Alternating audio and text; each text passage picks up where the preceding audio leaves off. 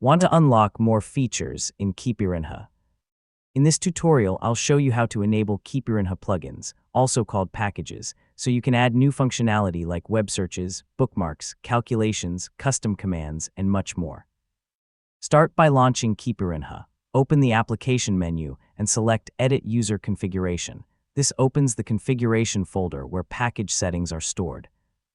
Inside the configuration folder, look for the configuration file that matches the package you want to use. Each package has its own settings file, making it easy to customize features independently. Open the package configuration file with your preferred text editor. If the package is disabled, follow the comments in the file to enable it or adjust its settings. Save the file after making your changes, return to Keypirinha, and reload the configuration.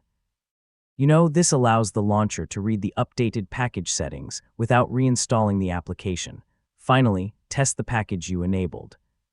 Try using its commands or features to confirm everything is working correctly. So, if it doesn't appear immediately, refresh the catalog and try again. And that's how to enable plugins in Keypirinha. Once you start using different packages, you'll discover just how flexible and powerful this launcher can be. Thanks for watching, and be sure to explore our other Keypirinha tutorials for more customization ideas.